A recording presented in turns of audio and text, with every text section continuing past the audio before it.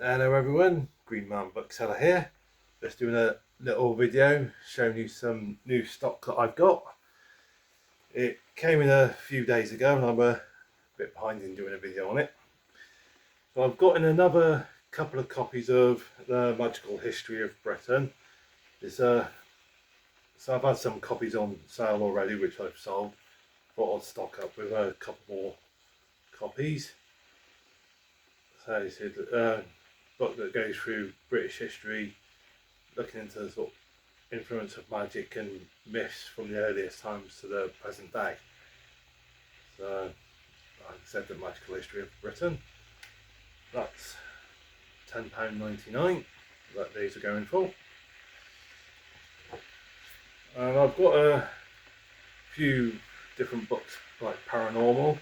So I've got couple of copies of Paranormal Wales.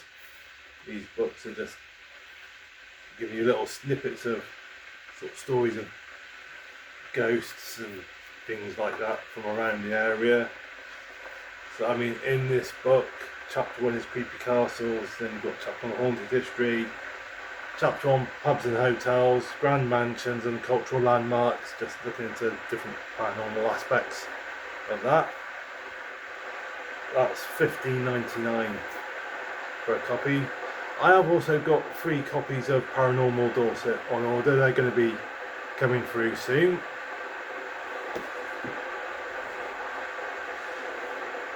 And I've also got this is quite interesting. The Saucer and the Swastika, the Dark Myths of Nazi UFOs. So there's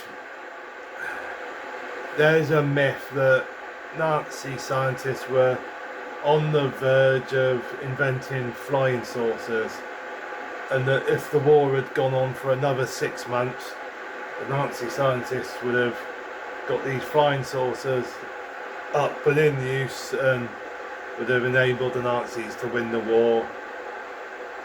And I mean, there's various other myths that get covered. For example, okay, so I'm going to read a bit of a blurb from the inside cover. The sinister myth of Nazi UFOs is surprisingly well developed. If you listen to his champions, escaped Nazis and their indoctrinated offspring are simply hiding in secret Antarctic bases, inside the hollow earth, somewhere upon another planet, or even within another dimension, just waiting for the right time to strike again. There's some interesting myths out there. So I'm gonna be having I've got 3 copies of this. I think I'm going to be having a read through one of the copies myself. So that's going for £20. Like I said, it's not the kind of title I've seen in many places. Right, and then I've also got a couple of copies of 3 different books, all dealing with King Arthur, different aspects of King Arthur. So this one, King Arthur, the man who conquered Europe. I'm gonna read the blurb on the back.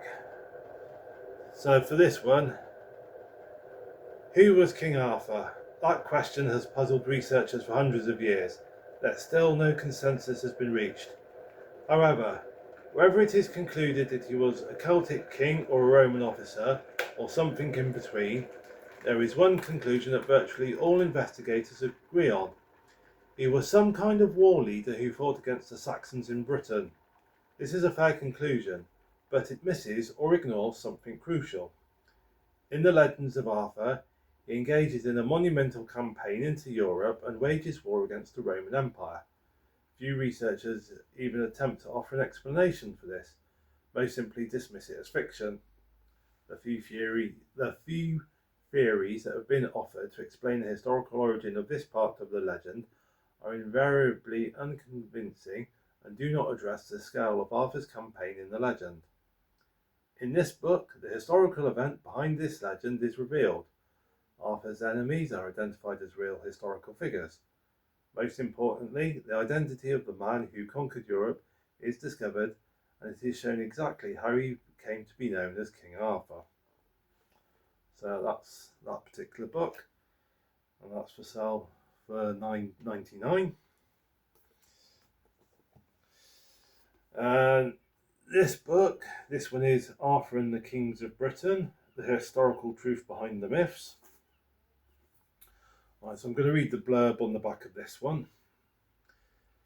So, written in 1136 by Geoffrey of Monmouth, the Historia Regum Britannia purported to chronicle the British monarchy from the arrival of the Trojan Brutus, grandson of Aeneas, I'll probably pronounce that wrong, through to the 7th century AD. The Historia was a medieval bestseller, and copies spread across the whole of Western Europe. It was the first work to outline the story of King Arthur. The Historia has long been dismissed as an unreliable piece of medieval propaganda. A new examination of the text, however, shows that it is very much more than that. Miles Russell explains how individual elements can be traced back to the 1st century BC, a time when Britain was making first contact with Rome. Geoffrey of Monmouth's skill was to weave these early traditions together with material culled from post-Roman sources in order to create a national epic.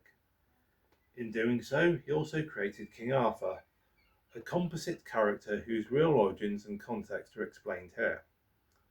This important work establishes Geoffrey of Monmouth as no mere peddler of historical fiction, but as the man who preserved the earliest foundation myths of Britain.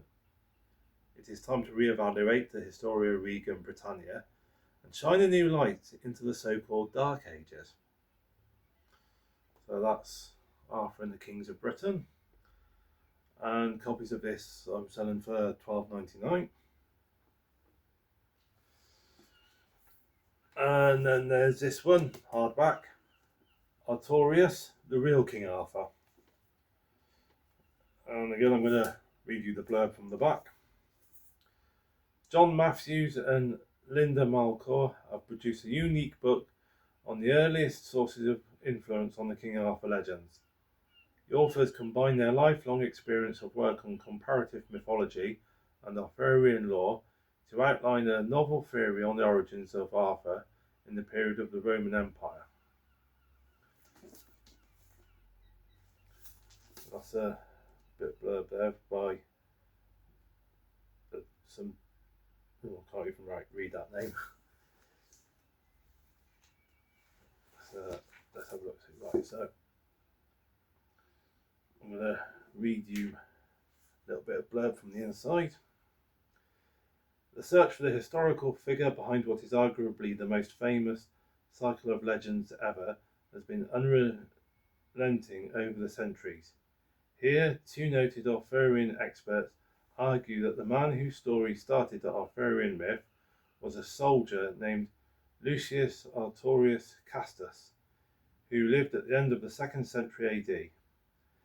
Castus's extraordinary career took him from one end of the Roman Empire to the other, bringing him into contact with tribespeople among the steppe nomads, in particular the Sarmatians.